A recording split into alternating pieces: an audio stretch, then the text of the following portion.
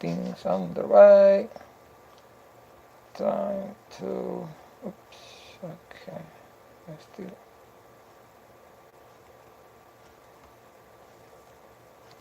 Okay, this is Enslavement Watch report, and on the 31st of March 2019.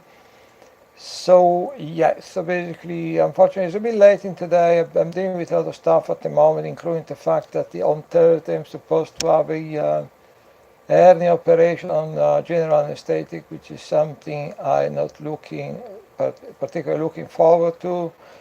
So unfortunately, it's a bit late in today, which is not good. But I've been quite busy today. So what I saying? Let's just start with some of the latest news instead of getting straight on some of the latest news. Let's see. Oops, no, not this one. See, and some of the latest news. And let's look at. No, oops, made a mistake there. Okay. So let's start with some of the latest news, and so some of the titles are just going to, go through very quickly. I don't want to dwell on that. So it's one of the last news coming out just in the last few minutes. Alleged Khashoggi killers receive training in the US. So, I don't want to waste any time on this one, but, I think it's very much self-explanatory. People can, they probably know what to think. So then I want to go to, as I said in my presentation, I want to go to the Max Pierce death, So it's quite interesting because, this article is not from the, it's not from the Conspiracy Weekly, this article is not from the Conspiracy Weekly. Just a second there. Oops, what's going on there? This article is not from the Conspiracy Weekly. Oh, oops. What's going on there? Right, we get in there. We get in somewhere there. This article is not from the Conspiracy Weekly. For some reason, we seem to have a reputed problem there. This article about the death of Max Pierce is not from the Conspiracy Weekly. It's becoming clearer and clearer that to get trustworthy information, you need to go to a place where you can trust the brand. So, okay, this is, sorry about that, that is, topic of the Fourth Reich. no, I think, it's really, I'm not sure if I Fourth can. Reich and Zionists. Okay, I was thinking about this the other day as well. In all words, there's truth hidden in all words. It's a bit of teething problem there. Sounding So that is, the writing of the word. So if you look at the word Zion, that is I think this is an article from the Independent newspaper, and this is the last. I don't believe that they were always running with each other. I do believe they were at odds. I'm not entirely sure if people can get the video They just weren't from compromised. the latest. That was in Poland just shortly before the Basis 2016 conference, and his Max was supposed to talk at the conference. Max was supposed to talk at the conference. It was just. What I would say about the independence values is that they've been pretty much consistent. So anyway, that was the real technical problem. Another exactly technical problem is to get some of the wire getting crossed there. But so you see, that was just a few weeks before he was due to speak at the. Max was supposed to speak at the Basis 2016 conference. Then I actually spoke at the conference also, but Max was unable to because he passed away just 2 or 3 weeks before being able to speak at the conference. But so I've just, I want to. There's, this is a theme that is very much on my mind at the moment. Is that, as if you're an inconvenient person for the establishment, then, you may commit suicide, which sometimes, you get suicided, or you have some kind of accident, something strange happen to you. If you have something which is somewhat existent, somewhat inconvenient for the establishment, then there have been a lot of incidents and explains in our own Schwartz in the US, and so I mean also a lot of witnesses of 9/11 witnesses. So I mean you can go on forever. Basically, I mean you can go on for a week, but some of these. Some of the 9/11 witnesses that happened to a loud explosion and then get suicided or disappear or something happened to them. So I mean, it's a bit of a cottage industry, like the. You can think of Diana, you can think of John Smith and Robin Cook and Dr. David Kelly and Michael Misha, etc., etc. But interesting because this is from The Guardian, not from the Conspiracy Weekly. Say Max Spiers, UK refused to investigate suspicious death of British conspiracy theorist. 13 years old, was incredibly strong and fit until he died within days of starting to complain of migraines and allegedly vomiting a black liquid. That was on the on the 70th of October, the article from the 70th of October 2016. So it was written just shortly after the basis conference had already taken place and completed. So UK authorities will not investigate the circumstances surrounding the death of a British conspiracy theorist in Poland. The Foreign Office has revealed they're not going to investigate. Thing is, to the best of my knowledge, if you're talking about, the death of Diana, the death of John Smith, then you can obviously, you don't have to take my word for this. You can, there is Google, you can go Google it up for yourself and double check it, verify it.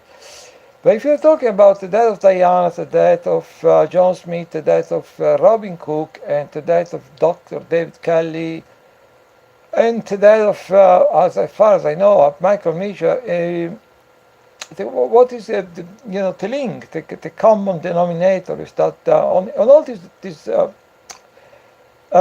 instances of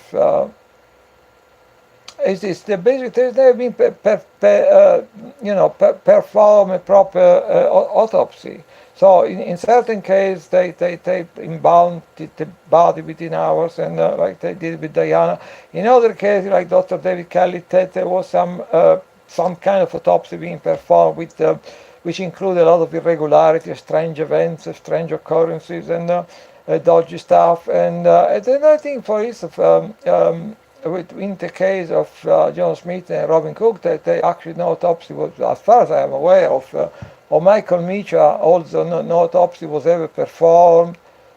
So if you can go back to this article, and then I will try to explain better why I focus on this article. So this is another thing. 2 days before he died, Max Spiers allegedly told his mother, "Your boy is in trouble. Say if anything happens to me, investigate." But it is often that these people which is like they start to realize that they may represent a threat to the establishment. Often they actually say openly, express their concerns openly, like for instance, try to remember. So like for instance. There's many examples anyway, but it's usually one. So there's perhaps like Michael Hastings comes to mind, and which was being a lot of people foretelling what was going to happen to them, but it doesn't make any difference because no one cares anyway. So after a couple of weeks, a couple of days, everything goes down to memory hole, and he told his mother, "Your boy is in trouble." So if at the most of the point he said, "If anything happens to me, investigate." That's what one of the last things Max Spire told his mother. No one did any. As far as I know, there was no serious investigation. As I said before, this is actually not from the Conspiracy Weekly, it is from the Independent. The father of two from Canterbury was found dead on a sofa in a Warsaw apartment on 6th of July. There is echo there of, there is echo there of what happened to maybe. Oh, never mind. Okay, never mind.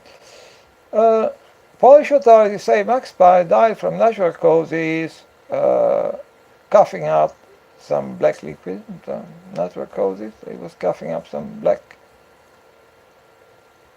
liquid substance, but quite ready. But his mother claims no post-mortem examination was carried out on his body in the country. So that's the same as John Smith. What happened to John Smith? What happened to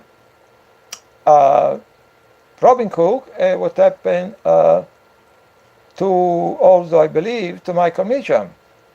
The only thing we know about that Michael Meacham, he died from a sudden illness. Even people were close to the family, the Meacham family, which people I know personally, they've been saying that it was impossible to find any further information. It's sudden illness. Michael Meacham.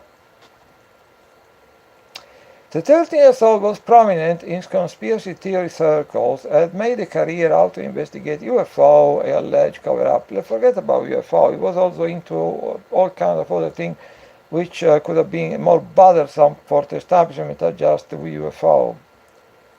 His mother, Vanessa Bay, 63, said he had recently moved on to investigate politicians. That's more interesting. Forget about the UFO that people may, to use to confuse the issue, but is recently moving on to investigate politicians, business people, and celebrities.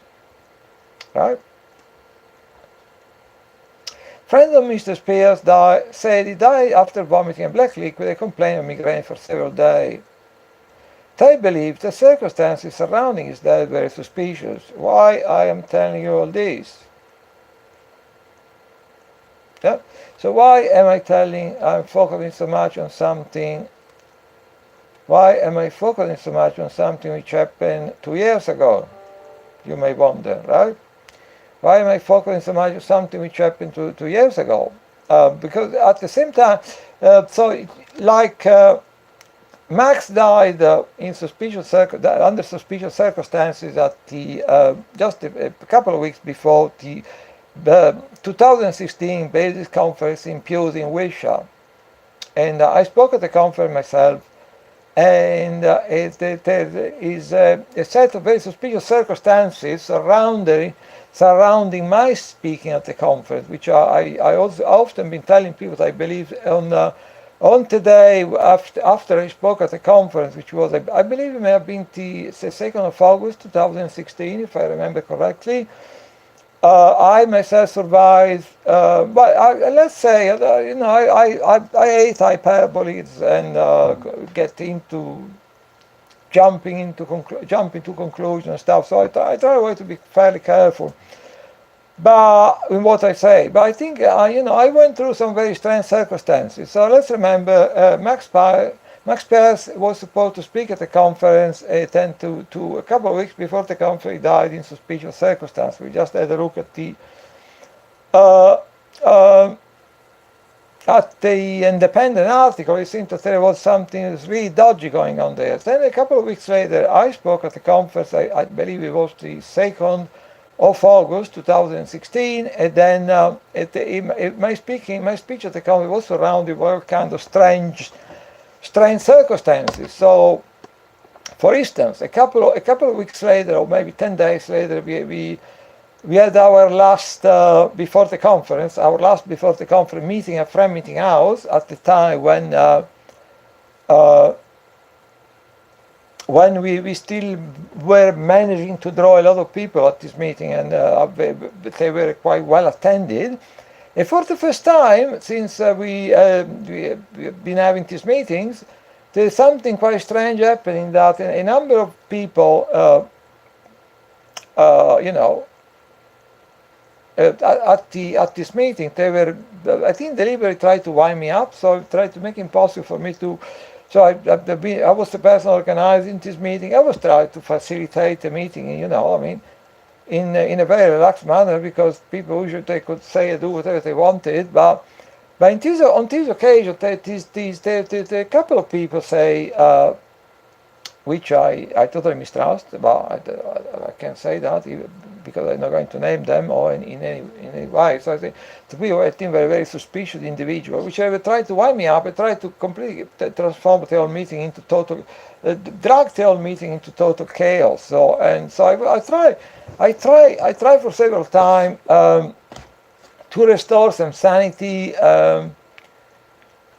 in the meeting, and then in the end, for the first time ever, I really had enough. I just left. There was still quite a number of people around at the meeting. I was really frustrated by the behavior of this couple of people, and which seemed to be maliciously try to create chaos and to make the meeting descend into total chaos. So actually, at some point, it never happened before. And at some point I just had enough. I just walked out, and people said, "Oh, Paolo, you can walk out. Is this your meeting?" I said, "Oh yes, I can." And then off I went. But then it has what is relevant to this, to this episode is that at the time, I was quite frustrated, upset that it came to that, obviously, but I was not making a big fuss about it. So I was not making a big deal about it. So I just left it, But then looking back after some of the stuff which happened to me on the 2nd of August, I thought, okay, I was holding this meeting I've been holding this meeting for quite a long time. And obviously in this meeting we were talking about the issues relating to target individual, which is something which, but if you're all target individuals sitting around in circles, we know what we were talking about. If what we were talking about makes a lot of sense to us, perfect. But if someone would be looking in from the outside, they would think, "Oh, these people are crazy." So I've been involved in all this meeting for months and months. They were well attended. All kinds of people were coming along, all the strangers, and then, what we were talking at the meeting was making a lot of sense to us, target individual. But someone from the outside could have easily been constructing the whole thing as being like crazy people getting together talking crazy.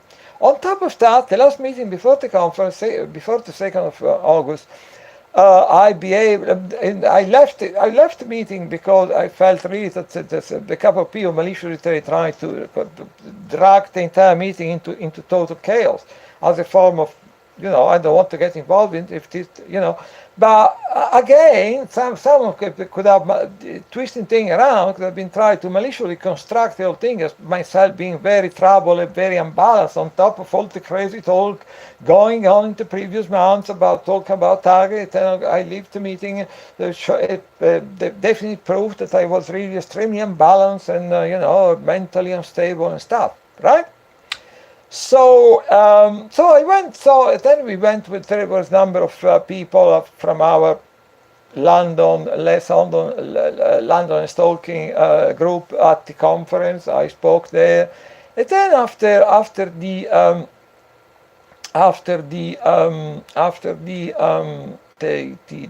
when we went to the pub and stuff. And then again, the same thing which happened 10 days before, it repeated itself. So there was a number of people that tried to wind me up, really trying to upset me. And then I did it again. I just, I just walked out of the pub. And,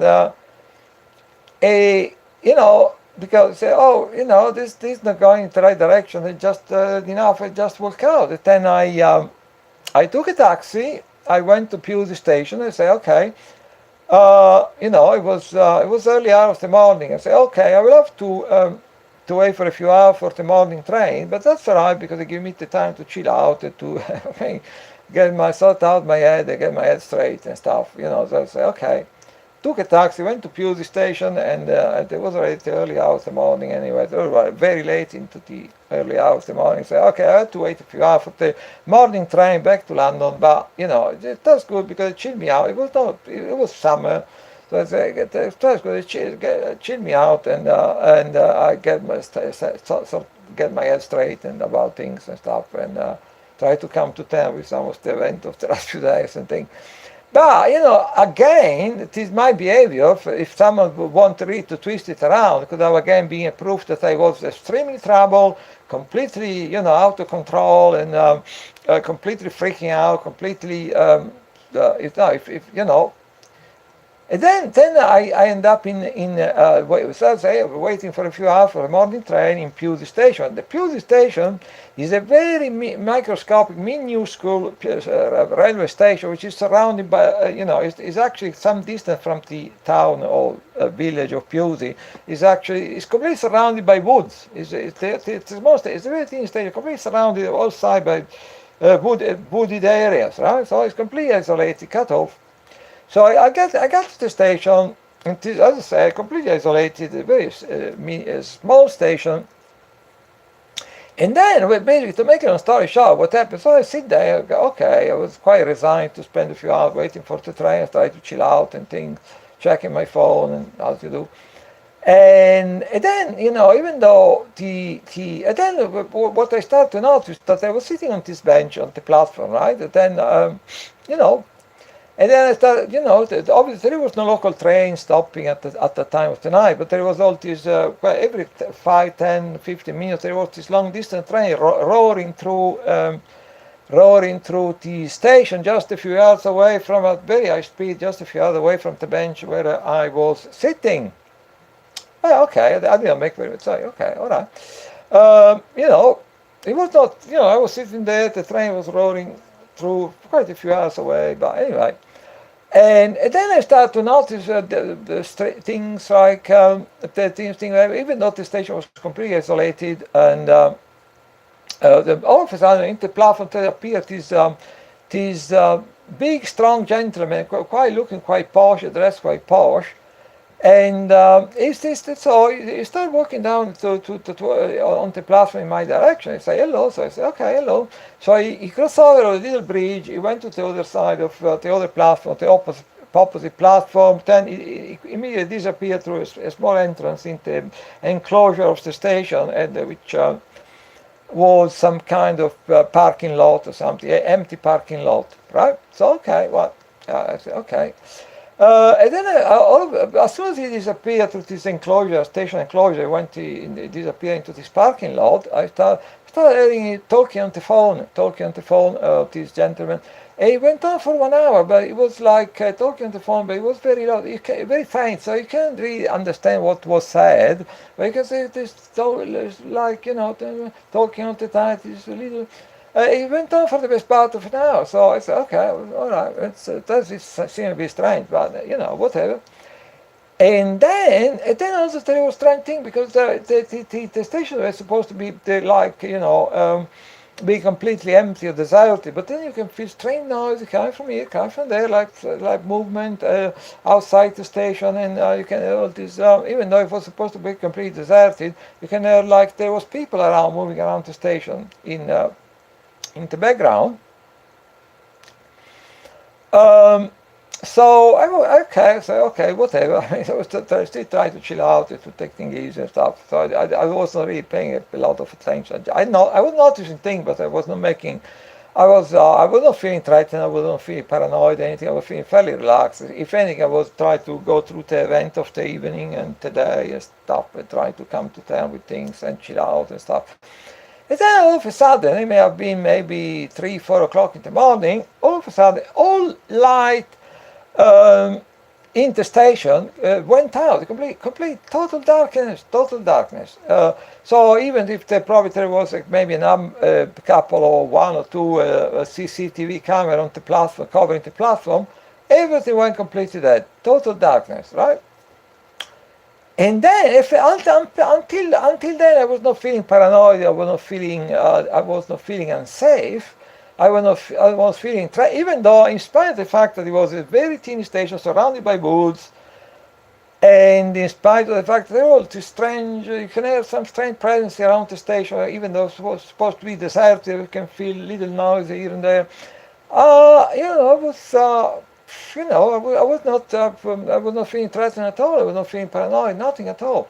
But then when all the light, when all the light in the station went to completely blackout, power failure, and and then I must say, after that, I make extensive inquiries. I was told, I was trying to make sure what happened.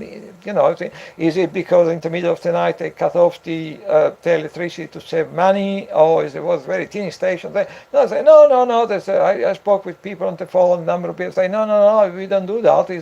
If the all power went off, in the middle of the night, because there was a power failure somewhere. That's what I was told positively. So it was a power failure, in inverted comma, or whatever.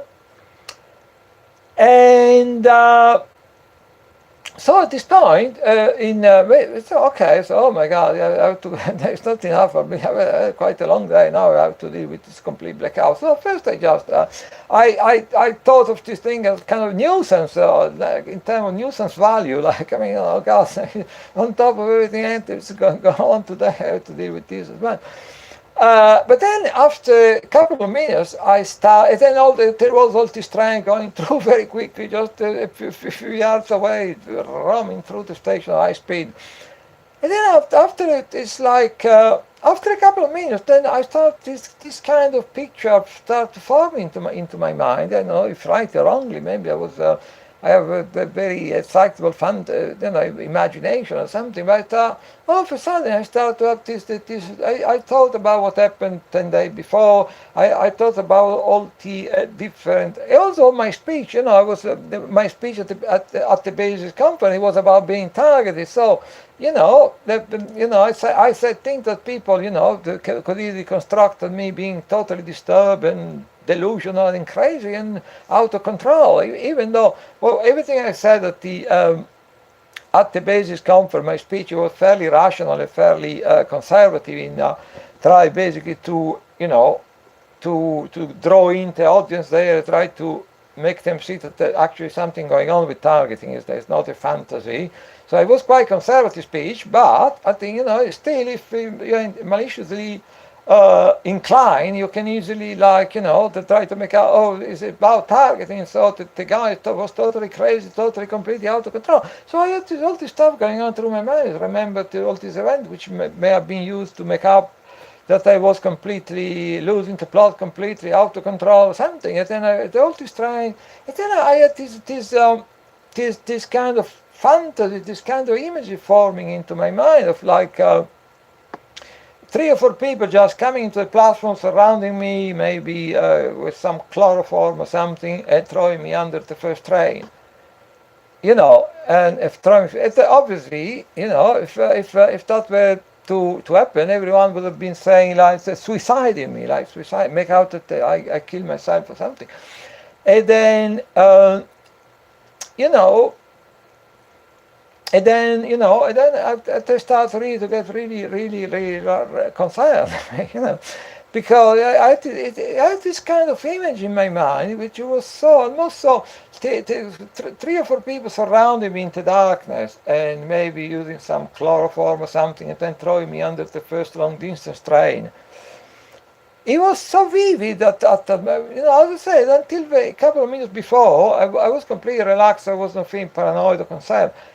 At this point, it was so vivid, but it was quite strange, because it was not like a fantasy. It was like something which it was not like if it was something, almost something real surrounding me. You can have the presence in the station. So it was not just a fantasy. It was like it's almost something real. This thing, this kind of this scenario of being surrounded on the platform in complete darkness. Yeah, it was not. It has some character of reality. It was like it was not. It was a fantasy. It was almost something real to me at the time. It was something almost on the point of happening. And then what I did, the first impulse I had at this point is just get out of the station. But then I thought, immediately like, if I try to get out of the station now, it won't make any difference. So what I did, I went for my phone and I rang a friend. And it's an interesting thing. At the time, actually, what I didn't realize, what at the time I started to talk to my friend. I tried to very quickly, very concisely to express my, without any flourishes or anything, just to the point, very quickly, my concern, what was going on. At the station, the light went off. So I very concisely tried to express my concern, what my concern. But then what I realized after, what actually my friend was speaking to me on a speakerphone, and she was speaking from a room where there is any number of other people that were listening to the conversation. That was something may have been saving my life, possibly, or maybe it was all a fantasy. I don't know. So let's remember that just Max Pius, which was supposed to speak at this conference just on the same day of myself, on the following day, he just died in suspicious circumstances just a couple of weeks before. So if people say like, as from the independent article, not from some kind of conspiracy weekly article, yeah. So just to give you some context, and so I started to speak with my friends, try to concisely explain my concerns, and then afterward I realized afterward that actually whilst I was speaking on my friend on the phone, she was probably on a speakerphone. She was in a room which was full of other people, people who have been attending the conference earlier on in the day. So in a way, my concern were not just being taken in by my friend, but actually there was actually a number of people in media were made aware of what I was saying. So that's may have the thing, unless this was all a paranoid fantasy, which may have been easily been, that's what possibly saved my life. So what I did, I would start, keep away talking with my friend, and I started slowly, cautiously try to move out of the station. And then I had like actually I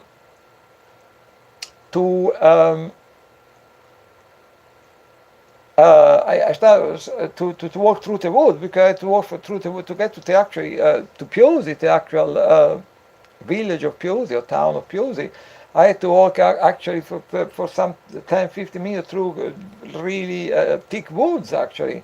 So I only talking with my friend. I start in complete darkness, because there was hardly any light or any street light there. So in complete darkness, everything in darkness. I started to try to find my way through the woods, and finally I got to Piusi. It's a little square, which is the Piusi city center, which is fairly well lighted. Then I spent the rest of the night there, sitting on the bench. And then in the morning I took the first train back to London. So, but why I'm talking about this now at this moment in time? At the time I thought it was quite a good idea to let as many people as possible know about my concern and what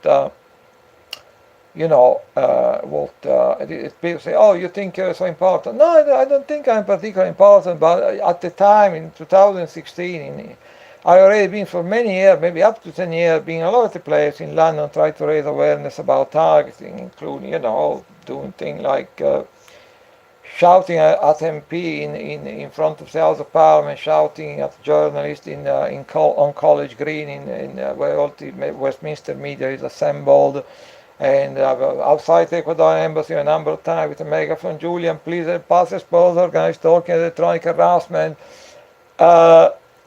Julian, please Google organized stalking and electronic harassment.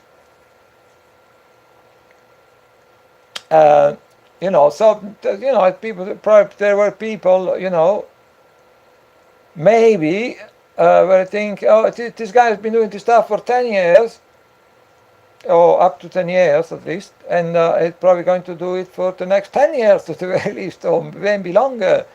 So they thought it's not nice, and probably I think we need to try to put an end to this thing, because when it comes to like covering up for targeting, they rely on people's ignorance, they rely on people's stupidity, they rely on the fact that most people have the attention span of a goldfish, they rely on people hiding this activity in plain sight.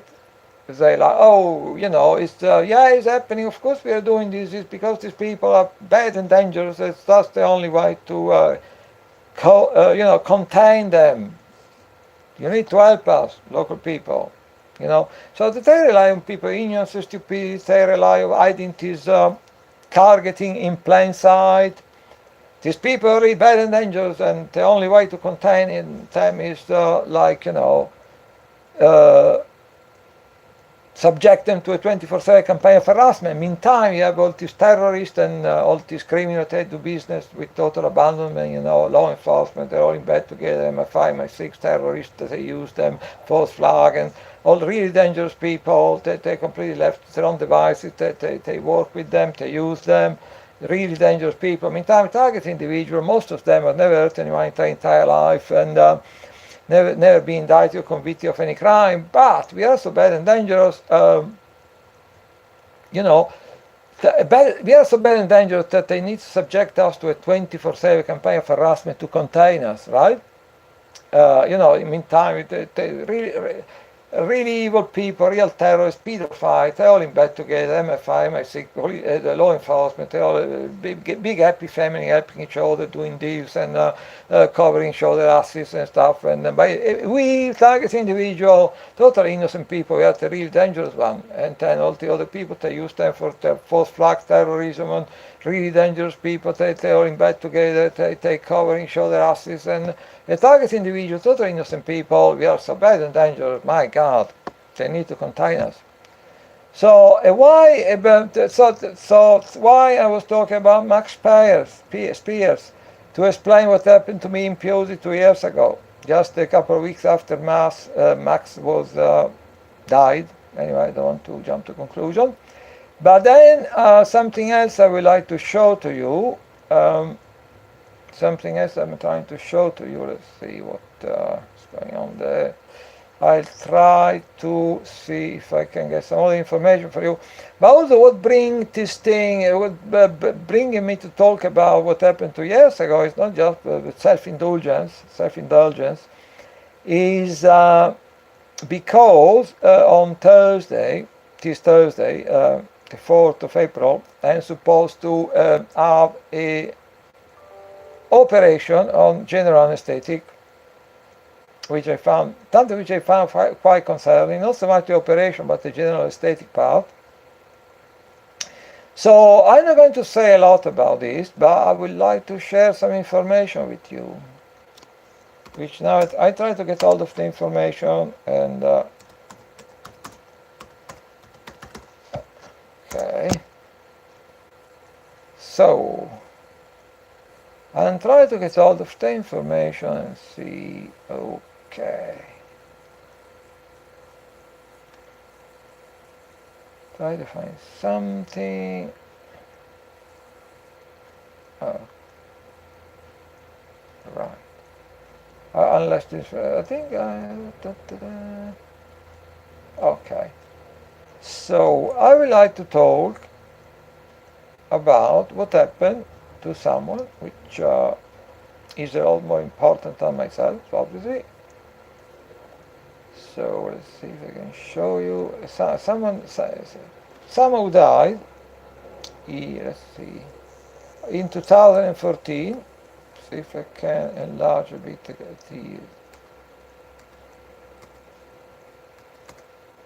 Okay. See if I can bring it up. And then I'm going to show you. Oh, where is it now? Oh, it's gone. Right. Oh, a bit. Oh, it's probably went too far with the fonts. So.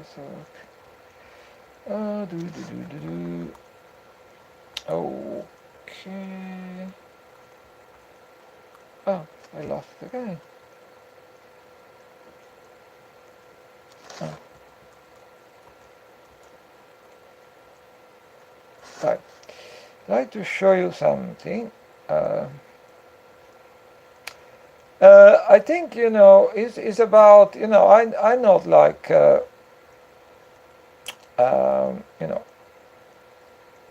not flat. I like death, say there, right? So it's referring to John Rivers, right? So I not, I want to be clear about something. I don't have any.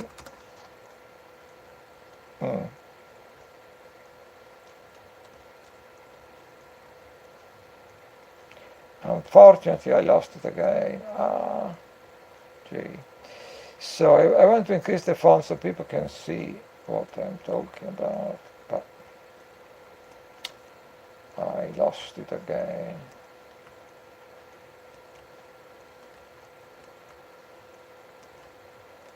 Right. So I want to talk about the death of John Rivers. So, I would like to, not because I in any way, I don't have any exaggerated notion of my own self-importance, right? I know I am a total nobody. I basically, a person that most of his life has been used as a guinea pig, and then, at some point he had enough of being used as a guinea pig. And then he started to try to use all his time, his energy to blow the whistle about what they are doing to target individuals. So not exaggerated notion of my own importance or anything. I just am a guinea pig, but after being used as a guinea pig for most of my life, I got a bit in. I seeing that the way in which actually people conducting the experiments seem really determined to torture me and mess me around until the very day I'm going to die. So I decide to, particularly, I've been all my life, I've been into activism, but particularly in the last 10 years, I really use all my time and my energy to try to blow the whistle of what all this targeting program, which is basically is social experiment of social control and manipulation, basically. But mainly of social control, controlling the population. So basically, what they're doing to us today, they're testing this stuff on us today, and tomorrow will be the perfect way of controlling the general population, in particular, political activists, whistleblowers. So it's very simple. You don't need to talk about target. It's very simple. They testing this stuff on maybe a few thousand people in the United States, in Canada, in this country, in Australia, France, Germany, and today, but it's a template. If they at some point they feel they will be able to get away with start rolling out this kind of template of the activity on an increasing number of people, then that's the thing they're doing to us, target individual, in terms of being able to control the population, to control political activists, to control whistleblowers, they are absolutely perfect. You don't find anything better, right? So that's why they're testing this kind of activity on a few thousand people. We're all over the internet. We're all saying the same identical thing. No one is paying any attention. But why they're doing it? Not because we are important, because we are guinea pigs if one day they were to feel able to start rolling out this kind of programs, activity on political activity of whistleblower, that will be, for them, will be the perfect way of controlling political activity or suppressing, controlling political activity of whistleblowers. So why if this is happening? Because any technique, any technology they think they can be used for military purposes or to control the population, they will try to weaponize it, right? And this, what they're trying on us is a template for the future perfect way of controlling the population. If they think, if they were able in the future to start rolling this program out, I assure you that will be no better way of controlling the population of what they're doing to us. It's perfect for them. It's perfect. So that's why they're doing it. We are not important. We are guinea pig. So I am the person who, after being used most of his life as a guinea pig, got really fed up of being used as a guinea pig. So for the last 10 years, I've been constantly trying to spend all my time trying to raise awareness about targeting. And now, so let's go back a bit. So in a few days, 2 or 3 days, I'm going to have a operation on general anesthetic, right? So I'm sure you're familiar with the Joanna Rivers story. She was in 2014. She was. Let's have a look at the thing. Let's have a look at the article. In 2014. In 2014, Joan Rivers, a journalist, asked John the following question, right? On 2014, a journalist asked John the following question. The question was, John, when we are going to have in the US a gay president, right? That was the question. Obviously, as I'm sure everyone understands, that that was a kind of a provocative question. The journalist knew exactly what he was doing, tried to get some reaction out of Joan. And she said, as I'm sure most people by now know, that was during Obama, obviously, the Obama presidency. She was saying, "Oh, we have already a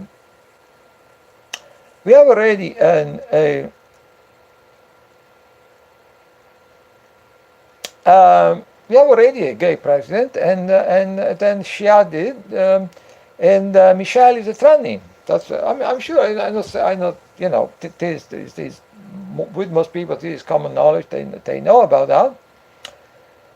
So what she said, that's what she said. So I don't want to go into the ins and outs of Michelle being a tranny, or I don't want to go into all that, even though there seems to be some actually online evidence that was not just an hyperbole or just shooting from the hips.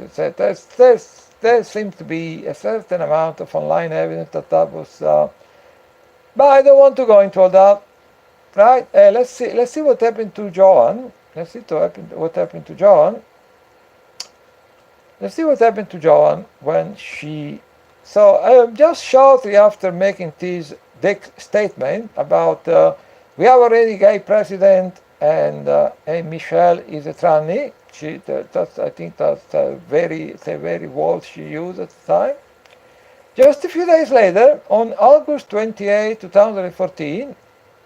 Rivers experienced serious complications and stopped breathing while undergoing what was scheduled as a minor throat procedure.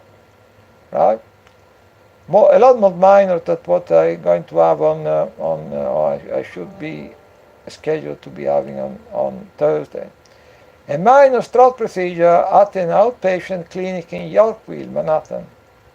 Resuscitated an hour later, Rivers was transferred to Mount Sinai Hospital, and later put on life support. She died on September the 4th at Mount Sinai Hospital in New York, having never awoken from a medically induced coma. The New York City Medical Examiner Office says she died from, oh boy. Where is it now? I lost again.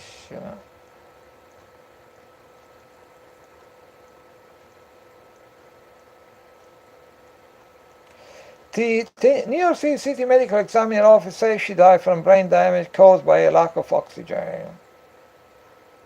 After nearly 2 months of investigation, federal officials say on November 10th that the clinic made a number of mistakes. So after 2 months of the federal officials say on November 10th that the clinic made a number of mistakes, both before and during the procedure. Amongst those were the clinic failure to respond to River's deteriorated vital signs, including a severe drop in her blood pressure, possibly administering an incorrect anesthetic dosage, performing a surgical procedure without her consent, and others, like this is not enough, other medical clinic irregularities. Right? Okay, so let's go through the main point. On August 28, 2014, Rivers experienced a serious complication and stopped breathing while undergoing what was scheduled as a minor throat procedure. Right? A minor throat procedure, cosmetic procedure. Right? And the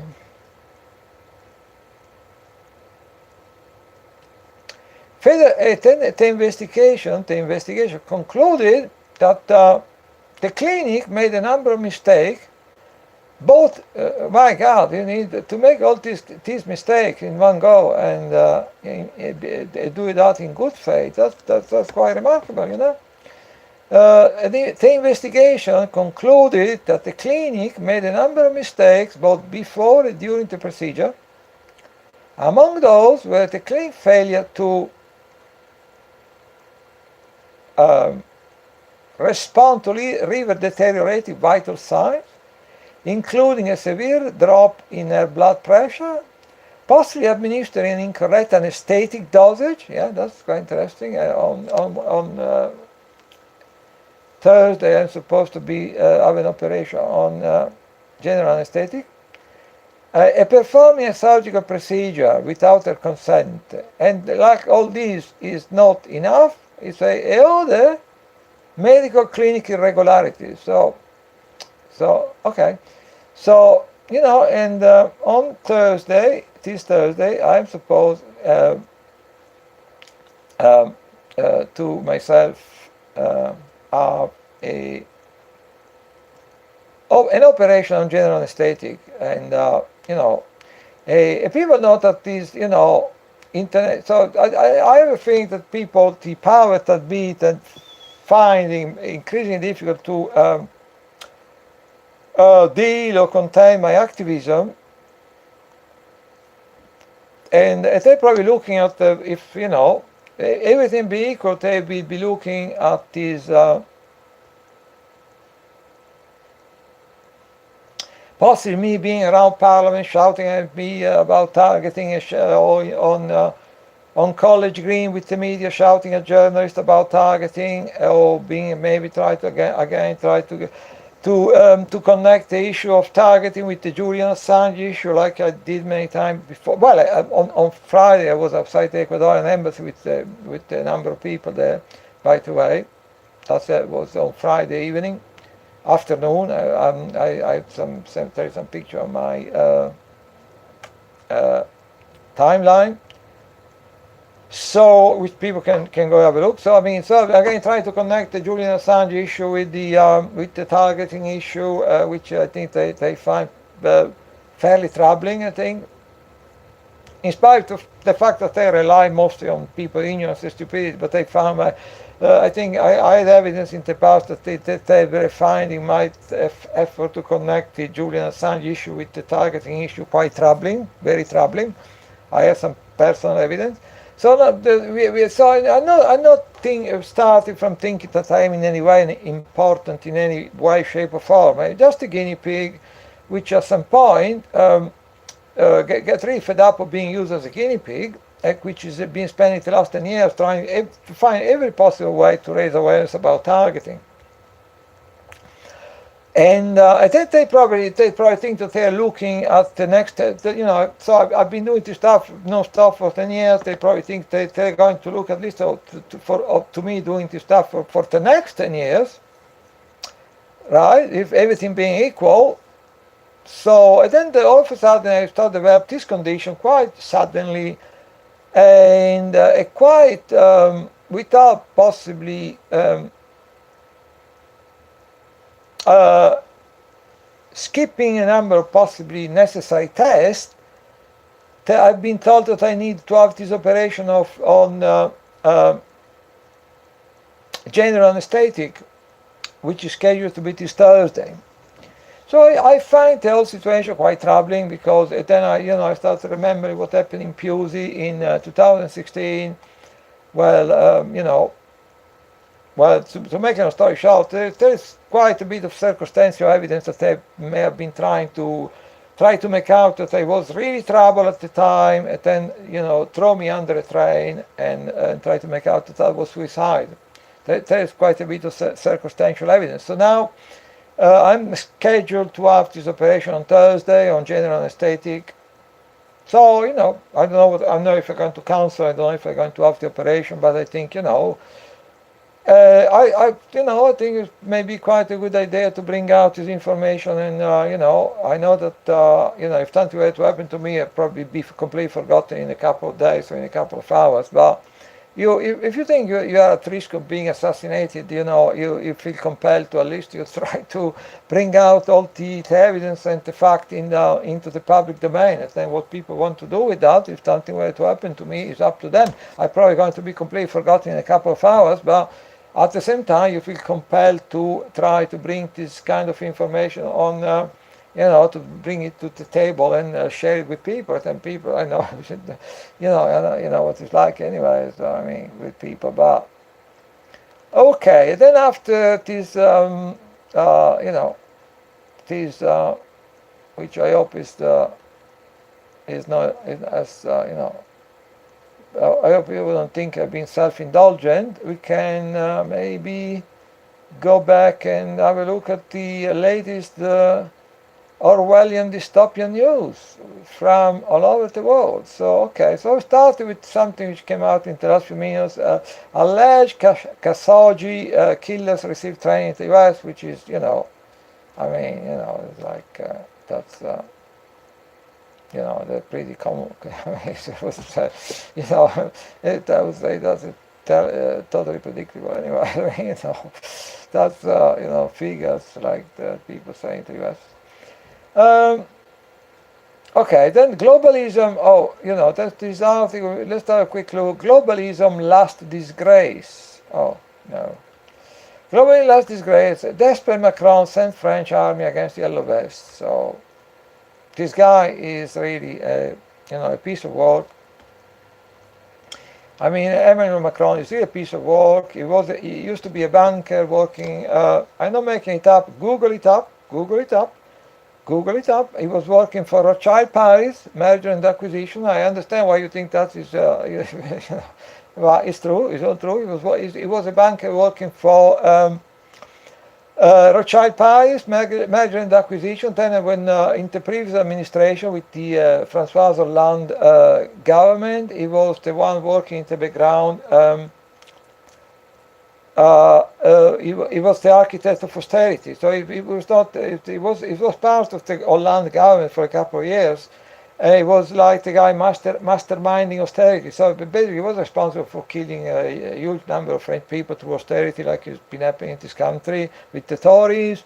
Then he disappeared for a couple of years, probably because the terror financial banking cartel has already decided to appoint him, because a politician, if you think politicians get elected, politicians get appointed usually by the terror financial banking cartel.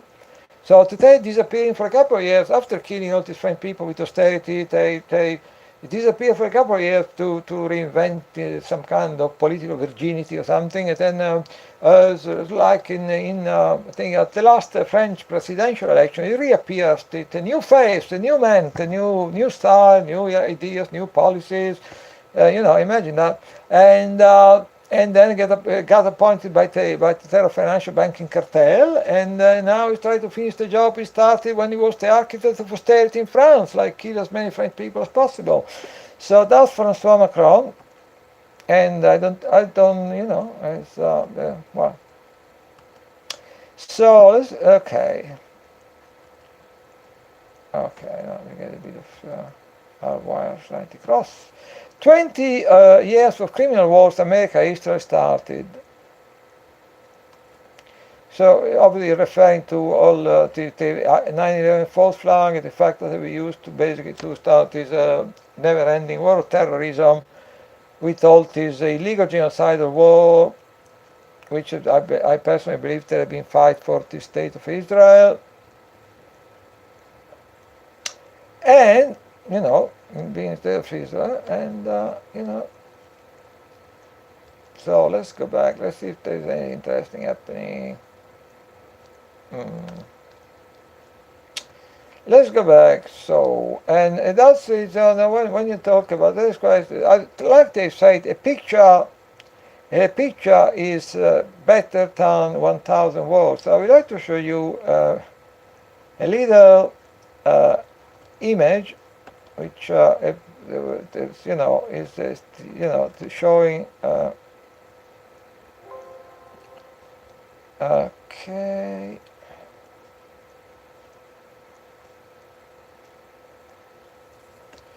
So if I can show you this little picture and try to, okay, that's, what does it say? What does this little picture say then? So look. He says there's out there with some caption. He says, the USA, a big ranch between Canada and Mexico, where Israel grows soldiers to fight their war for them. So I think, you know, and that is just about true. You know, okay, so that's just about true. It's not a hyperbole or anything, that's just about the way it is. Let's face it. America has shown its approval of territorial theft. That is obviously referring to the Trump decision to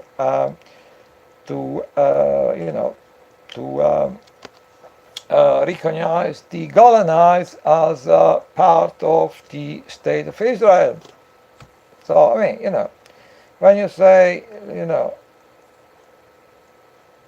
when you say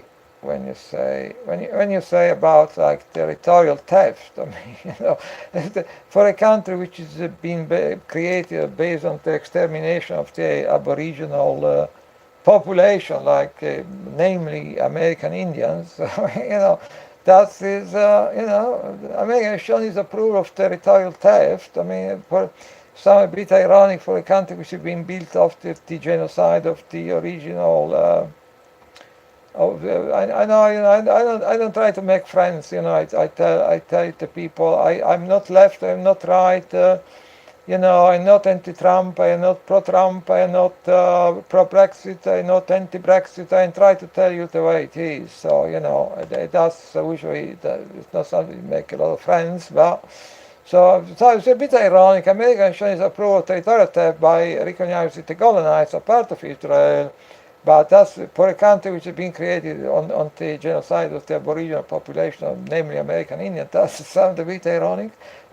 Approval of territorial theft. America has shown its approval of territorial theft. American soldiers are not dying for our freedom in Syria, Iraq, Afghanistan. So they're just on the same team. American soldiers are not dying for our freedom in Syria, Iraq, Afghanistan, obviously, because all these countries don't pose any threat to the American people.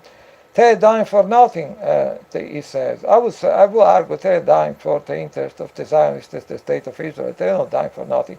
Nothing happened for no reason, you know. So, there you go. Let's go back to some more dystopian news and crazy stuff. U.S. is manufacturing cars in Venezuela, so there is chaos and something else and needing intervention. Yeah, you know, pretty obvious. So, no, what can you say about that? You know, pathetic Instagram pull anti-Semitic card on Alex Jones. Now, what is actually remarkable about Alex is that, you know, is a way try to stay away from any critique of the state of Israel and Zionism. But anyway, apparently. Now, you know, they trying to accuse Alex of being So I tell you the way it is. I'm not pro Alex Jones. I'm not anti Alex Jones, and I'm telling you the way it is. I'm not left. I'm not right. I tell you the way it is. It's quite. I think it's quite ludicrous because I think usually Alex is very careful never to criticize the Zionists of the State of Israel. So it's a pathetic Instagram pull anti-Semitic card on Alex Jones for something he wrote or said or he has done. But it's quite interesting enough if you want to overlook. Now, apparently what is interesting about this article is that, okay, so Alex Jones has been memory hole from Facebook, Twitter, YouTube, Spotify, even iTunes and PayPal, just to name a few. So apparently Instagram was the only platform he was still able to use. And quite ironically, seeing that Alex usually is very careful not to criticize the State of Israel or the Zionists, now it's for some kind of alleged anti-Semitic peccadillo statement, whatever, is being banned by Instagram as well. So that's quite interesting. Okay. No, I know I don't anti Alex. I'm not Jones. I'm not in favor. And I tell you the fact, as rational as possible. Let you know what is going on. That's a good one. That's a really good one. So there's Facebook, Axios, and NBC paid this guy to whitewash Wikipedia page. That's a lovely one. So that's coming from the rather dodgy and compromised Huffington Post. But then again, you say even a broken clock is right twice a day. So I mean,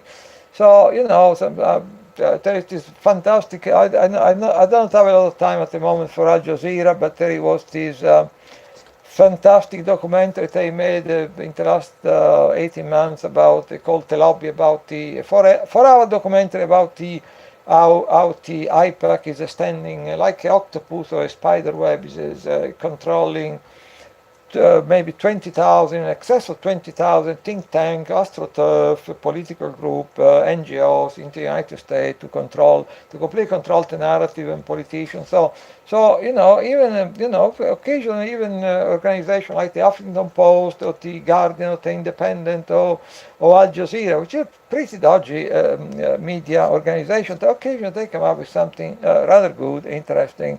So the Huffington Post, rather bombshell report this week. On one of the handful of people, I figured out how to manipulate Wikipedia supposedly neutral system to turn a profit. So there's this guy called Ed Sussman, former head of digital for Fast Company Incorporated.com, who's now paid to do damage control by relentlessly lobbying for change to Wikipedia pages. Of course they're doing this stuff. Amongst there's all this network of surveillance where they even know what we are going to do even before we are going to do it. And then there's on top of that there is sitting this network of this kind of spider web of when they were trying to completely control the narrative in most countries in the world. They completely using the media, NGO, think tanks to attack everyone who go against the interest of the bankers, regime change country, which is like government trying to do the interest of their own people instead of making money for the bankers. They try to regime change, color revolution.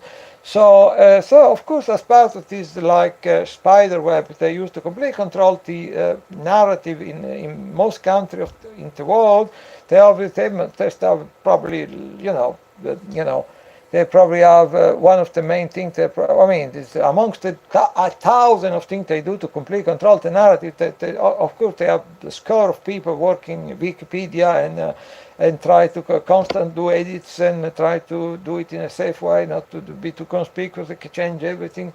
So spending it's like spending all their waking time hours to try to subvert Wikipedia and so this guy S. Sussman apparently is fronting this some kind of organization which basically is employed to constantly edit and subvert and change Wikipedia pages. So, it's the company we have been employing this lovely creature is Axios, Facebook, Nextdoor, NBC, and is basically hiring Sussman, his organization, aside from insulating talking heads from the humiliation of being found to have edited their own pages.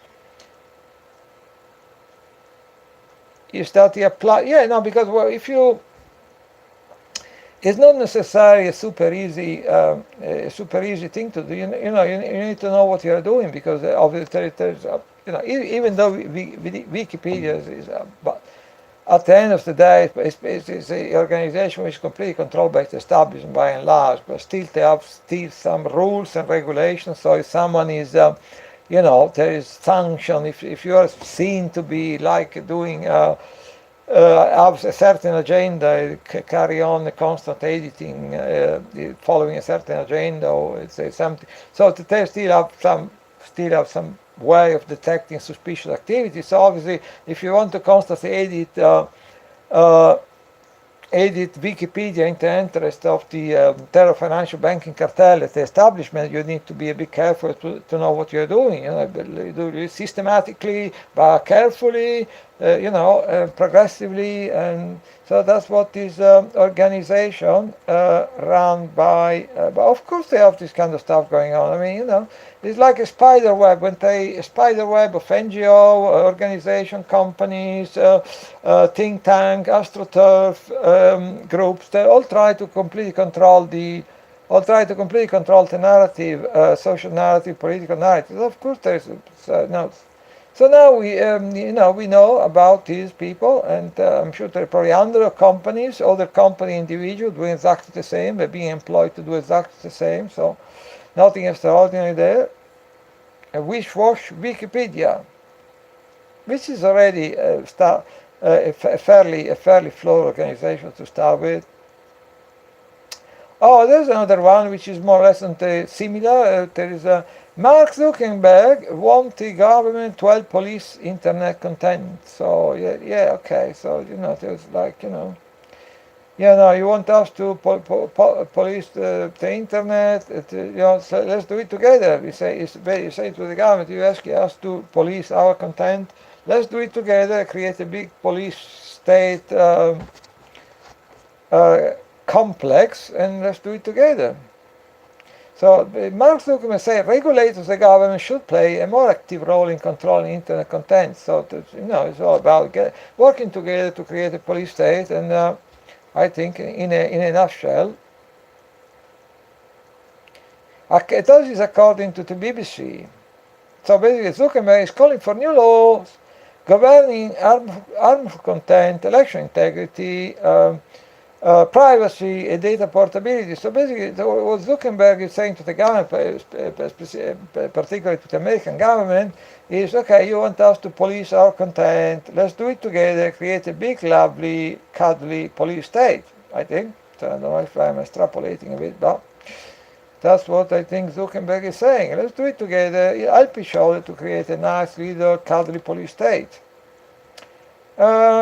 Okay, continuing coup, Kremlin control, copyright crackdown, so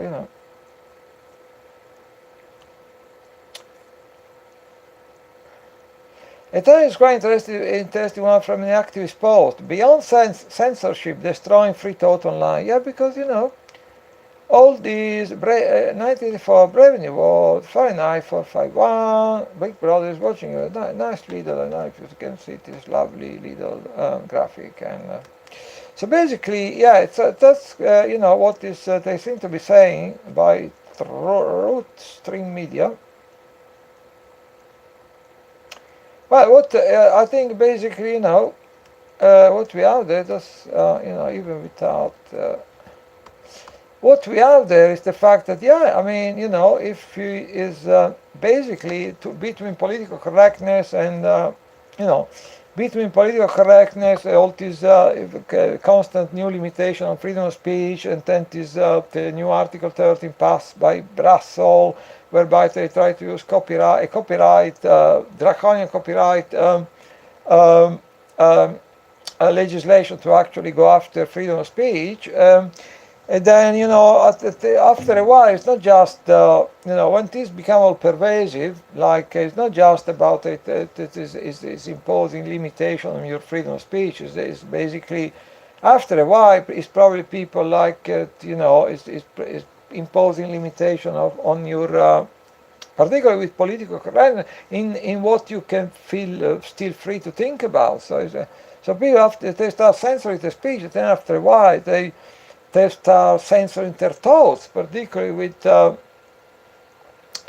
political correctness, which they tend to shame people who seem to believe certain things which are not politically correct. So it's also an element of shaming people, because they happen to not to go along with all this political correctness BS, the bullshit. So basically, anyway, so what I'm trying to say is, like, it's starting with the very people being terrorized to say anything.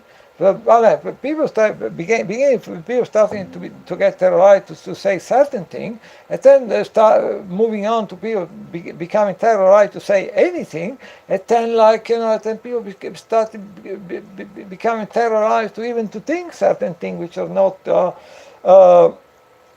totally politically correct. So that is interesting. Okay, let's see if there's any earth-shattering news from the last. Okay, unvaccinated children torn from parents in horrify late night. I know it's a sensitive. I know it's a sensitive subject, and it is one of the other thing I'm saying that again can be used. Interchangeably to close down my Facebook account. So I don't want to read dwell on it, but I think people should have the freedom to decide if they. I was in the town from Paris, horrifying late night SWAT raid. So I think people should be I mean, we are moving into some kind of medical allopathic medicine police state, basically. That's what I think, and if you say a thing like that, it's been like sailing a bit close to the wind, because if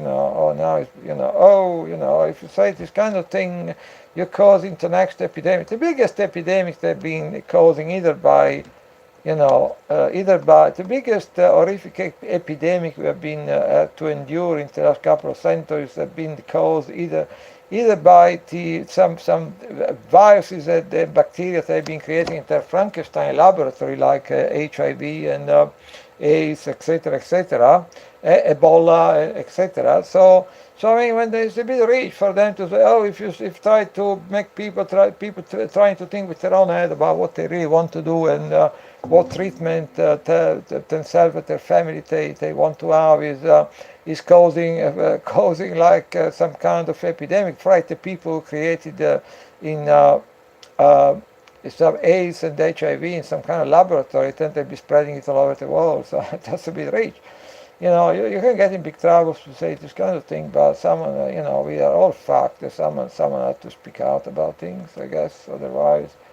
Because the more people get cowed into silence, the more, that's the key thing. The more people get cowed into silence, the more, we are like, the more people get cowed into silence, we are like the biblical pigs on Mount Carmel rushing toward the precipice, The more people get silence, and one is, then we are like the biblical pigs on Mount Carmel, all rushing like lemmings toward the precipice, as if no one is saying anything about all this abomination. If we are being cowed into silence. Oh, and then quite, yeah. Then the next one, the making of a monster. We all lab rat into government secret experiments, which is quite interesting. Let's see if we can. Well, I mean,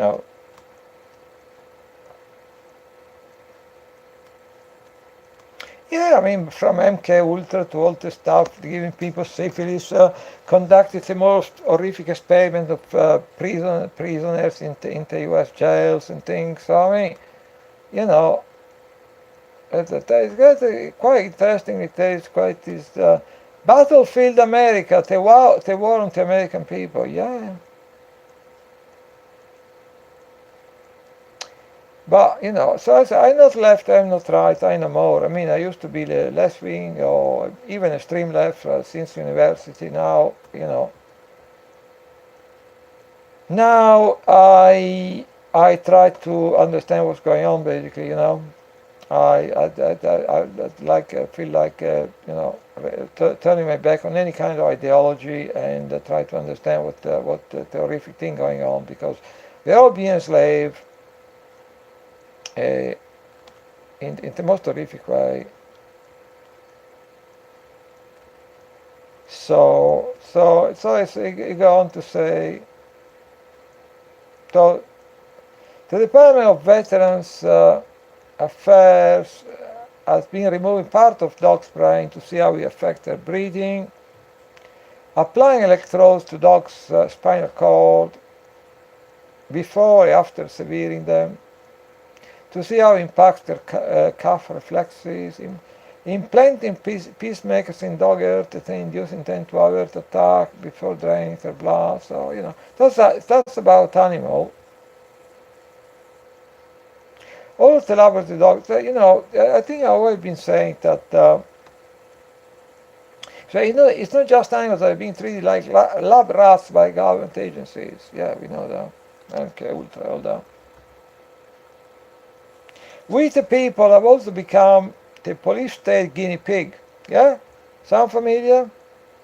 What I was saying about targeting? To be caged, branded, experimented upon without our knowledge or consent, and then conveniently discarded, left to suffer from the after effect. Like, you know, there was this MK Ultra experiment, there was all this, there was all this MK Ultra experiment, and most of the people there, they were reduced to a state of vegetable. They committed suicide. They were never able to work again. Something which is totally no one is talking about, and it does is dovetail what I'm telling people about targeting. It then sees some like guinea pig, like it tried to say is objecting to being used as a guinea pig, like myself, and then he spent 10 years trying to raise awareness, then maybe they think, oh, this guy may actually spend the next 10 years doing the same. So then, you go to this, you find yourself in a little station until I go off, and then maybe, they throw you under a train, making out that you committed suicide, or you try to have an unnecessary operation on general anesthetic, and then you're going to sleep and you have to wake up again. So, like the article say, then left to suffer from the after effect or be disposed of.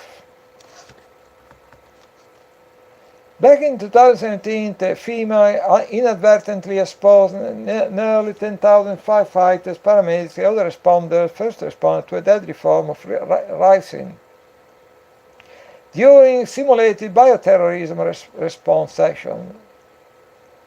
In 2015, it was discovered that an army lab had been mistaken shipping deadly anthrax to labs and defense contractors for a decade. Yeah, well, the stuff. The stuff they're getting up to, we don't know. There's a few things we're going to find out thanks to courageous people like Julian Assange or Bradley Manning, or it's just the tip of the tip of the tip of a very huge iceberg. So while this particular incident has been dismissed as accident, you don't have to dig very deep or go very back into nation history to uncover numerous cases in which the government deliberately conducted secret experiments on an unsuspecting populace. citizen and non-citizen alike, making healthy people sick by spraying them with chemicals, injecting them with infectious diseases, and exposing them to airborne toxins. There was this article. Interesting footnote in all this is that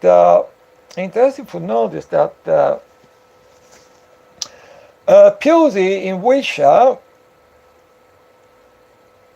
where it is all this wondrous event I just now have been reporting, when I thought they were trying to suicide me, throw me under a train. At least I think there was a bit of circumstantial evidence that was actually very real. It's actually people interesting to note that the Pusey, when all these happened, is actually 5 to 10 miles from Porton Down, when they have this old Frankenstein, acres and acres of buildings they were conducting all these unspeakable experiments, which Porton Down was created a long time ago as a center for research on biological weapons, right? And then there was a number of, it was expanding a lot, and there was a lot of rebranding there. That now there's the MOD, Spatial Research Center for whatever. And they say, oh no, don't worry, everything's going. They've been expanding, occupying acres and acres of land, and they say, people say, oh, don't worry, it's all perfectly, everything happening there is all above board and things. Don't worry, Porton Down, and the thing is that recently that is kind of they allow, because no journalist no journalist ever been allowed into premises of Porton Down, and no journalist is being allowed to be even close to Porton Down. But recently there was this Channel 4 journalist which is allowed for to make a short documentary. And quite interesting, because they were like, all they've been showing him is all this facility when they're still like working to deactivate some old bomb from World War II. So that's, you would suppose that they're doing other things there as well, other than, so they show him a little area of Porton Down when they still try to deactivate explosive device from World War II, And then the journalist, they walked through the complex, that the journalist was asking, there was a number of shiny building towers and things. And the journalist was keep asking, oh, what is that building? What is there? What they are doing there? His mind there was keep telling, oh, I can possibly tell you. So he asked this question a number of times, and so in Pusey, when this wondrous event I just been talking about happened, it's just 5 to 10 miles away from Porton Down. So and Salisbury, where other wondrous event, I'm sure everything is aware of what I'm talking about, is actually again, so you have this kind of triangle between Pusey, Porton Down, and Salisbury. There is like 5 to 10 miles distance between all these different localities. So that may mean something, or that may not mean absolutely nothing at all, or to be totally meaningless, or just a coincidence. I think it's quite interesting to mention it, though. At the time, the government reasoned that it was legitimate to experiment on people who did not have full rights in society, such as prisoner, mental patient, and poor blacks, and I would doubt possibly people nowadays, also people they consider to be useless eaters or something. In Alabama, 6 black men with syphilis were allowed to suffer without proper medical treatment in order to study the natural progression of untreated syphilis. In California, older prisoners had testicles from livestock and from recently executed convicts implanted in them to test their virility. My God. In Connecticut, a mental patient were injected with hepatitis. So, to get a bit closer to home, in this country, there was this Guardian article, so not the Conspiracy Weekly, a Guardian article maybe 18 months ago, basically was exposing how the very people of Porton Down, what I just mentioned, the lovely people of Porton Down, which I just mentioned, they were actually for many years were involved in spraying. We talk about chemtrails, the other way of spraying stuff, spraying viruses, bacteria, and heavy metal all over this country, including inside London Underground, to study the effect all this was having on the population. That was still at the time when if you were talking, saying anything about chemtrails, they were accusing you of being crazy. Then in the last couple of years, all these government scientists, they completely changed their tune. And now there's even we see picture of this plane, what is inside, all the different devices they use to spray us, and all to spray us, and now they're saying, oh no, don't, oh of course we are doing this stuff. Just overnight they changed completely the story from telling you chemtrails, you must be crazy. From overnight it became like, oh of course we are doing it. Now in Sinister we are spraying this stuff, which include aluminum particles, to try to slow down climate change. So that's what they're saying now. But we know that they've been spraying viruses, bacteria. There's a lot of evidence that what they have been spraying is viruses, bacteria, and nanoparticles, all kind of heavy metals. And again, I'm not saying that this is just as a suggestion. A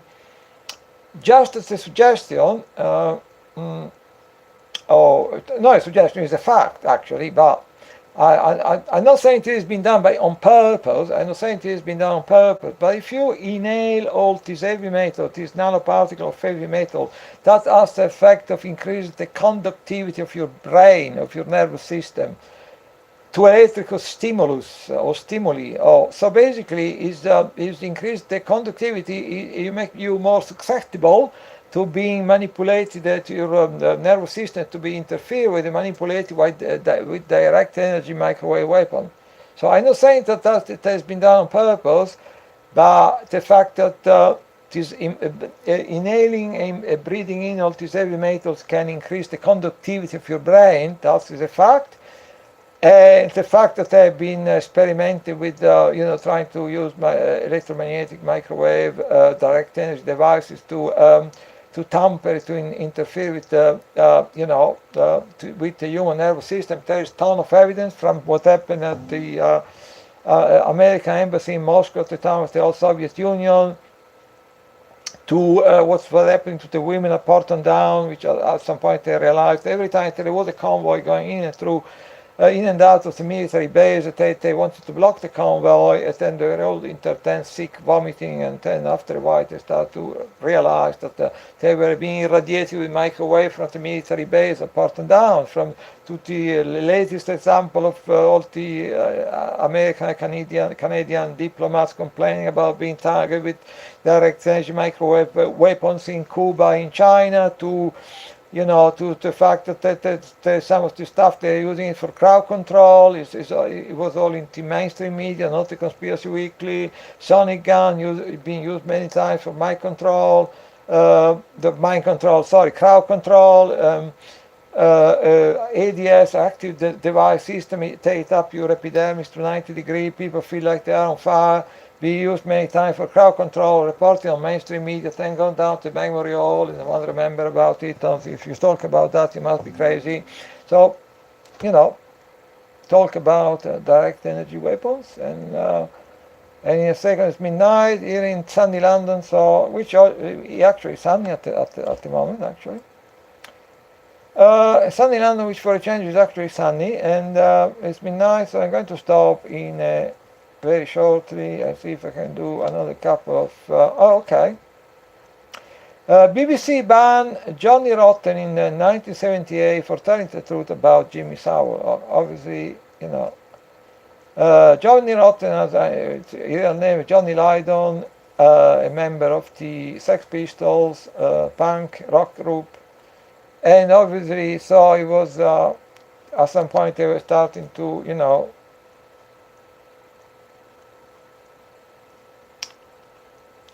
it seems there is a bit of a parallel because people, they were hearing stories, they were knowing a lot of people, people may be connected to the BBC as a very low level, like, or,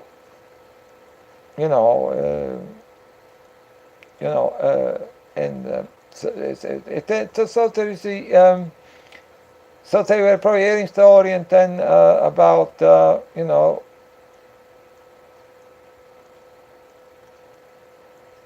yeah, so basically, the people, the member of they knew a lot of people. They were talking to a lot of people. Member of the Sex Pistols rock band, Johnny Rotten, Johnny Lydon.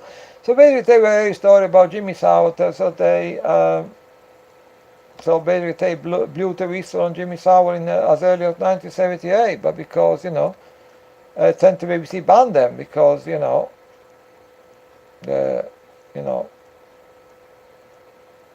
no one there speak his name. I don't know what he's about. Oh, okay, right. I'm going to pass on this one.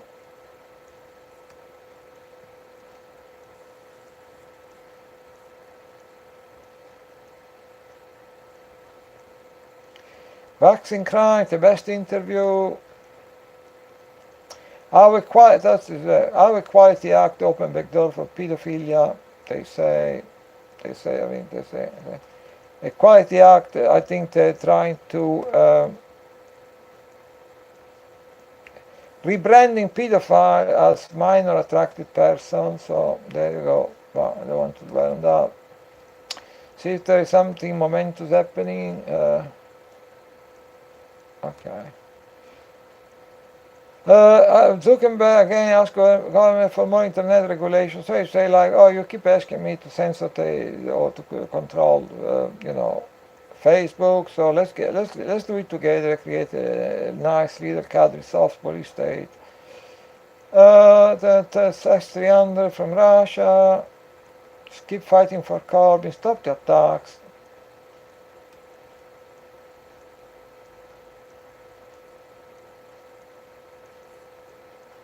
NATO and new imperialism, not for Palestine. So there's also Robert Steele, French and Belgian government plotting a new chemical weapon false flag in Syria to relaunch the Greater Israel agenda, which is to completely destroy Syria and transform into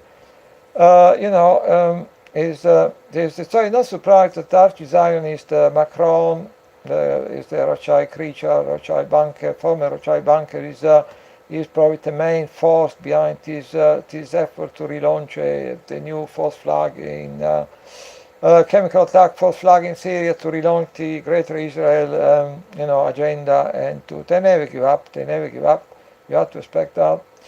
So, and to try to completely destroy Syria, transform it into a fair state, so like Libya, so they can steal all the Golan Heights and the oil and the water and the rest of it.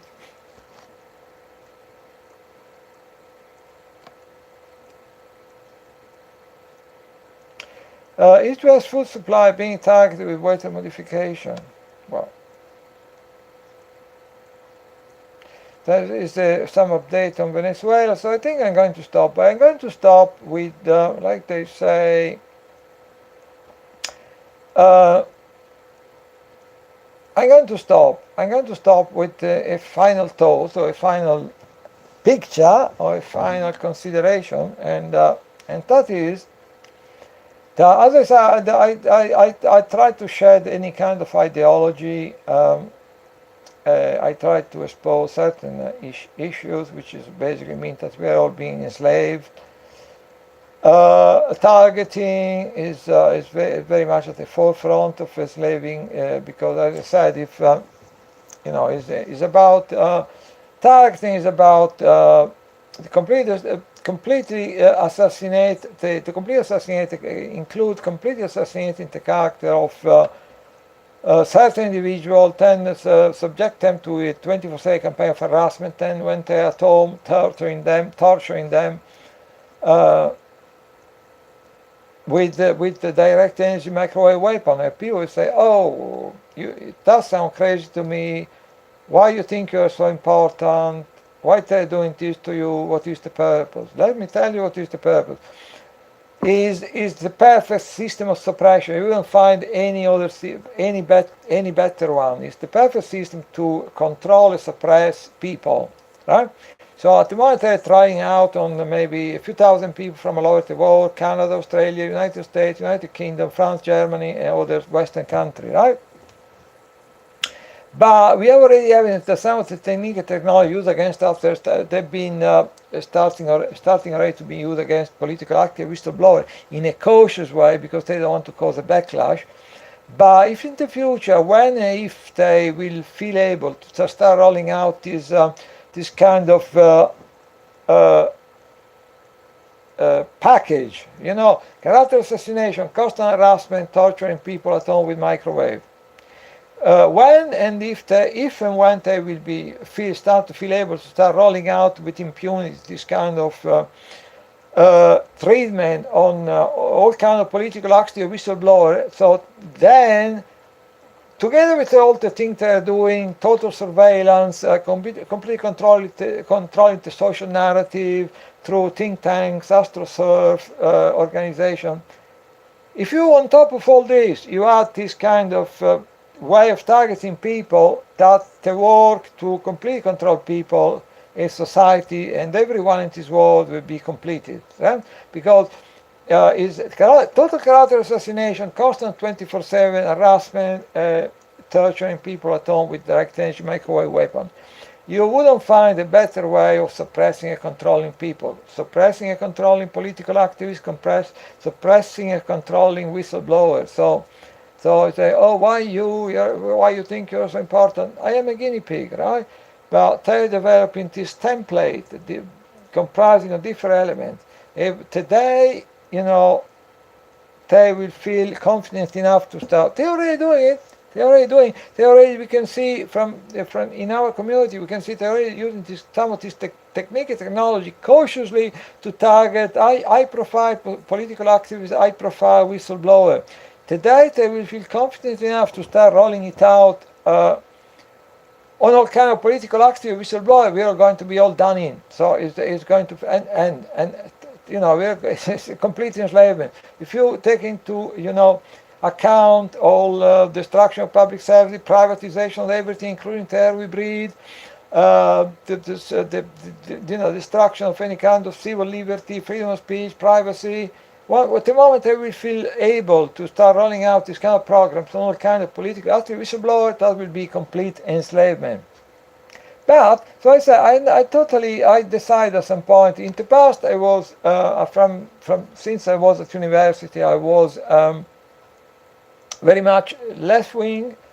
You may even say extreme left to a degree, and then I've remained more or less left wing for many years. Now I really feel the need to get rid of all kind of ideologies and to focus on the horrific machination of what I call forget about the ideology, a focus on the horrific machination of what I mainly, not exclusively, but mainly what I call the terror financial banking cartel, which trying to they completely trying to enslave us, everyone in the only country which still try to offer some resistance to their control. They try to regime change them, color revolution, try to transform them into failed countries. They will love to transform Iran and China and Russia and Venezuela into failed countries. That will be the wet dream of these people. And then after that, we're all done, total enslavement. So I'm not interested in ideology. I would like to show you a picture because I think it's quite important. I would like to show you a picture. That may offend quite a few people, not because the picture itself is terribly offensive, but not because the picture itself is terribly offensive. I'm sure that a lot of people will be quite offended because it is not part of Trump bashing. I'm not interested in being anti-Trump. I'm not interested in being pro-Trump. I can see what Trump is doing, which is a lot of the stuff is not particularly nice, like cutting tax for his fellow oligarchs and billionaires and boosting about it to try to regime change countries, or try to support the genocidal activity against the Palestinian people. So I'm not in principle, I'm not anti-Trump or pro-Trump. I would like to be clear about some of the things Trump is doing, which are not particularly nice. Just try to go to base everything I say. I try to base it on fact. But I think I feel very much the need to show you, if I can, this lovely little picture. So that's basically, in many ways, that is, is kind of very much what I think about Trump. So you can see this picture, and then there is a picture of Trump there with like a puppet in. And then at the back you can see this lovely creature, Jacob Rothschild. Pulling the string, but the best part is enjoy the new show. First you have the older show, like Barack Obama, which was going to do wondrous things for the American people. It was actually appointed to sell the bank bailout to the American people. It was a complete fraud. But then for it was a complete fraud. We have all the history from Wayne Madsen of his connection. His entire family was working for the CIA.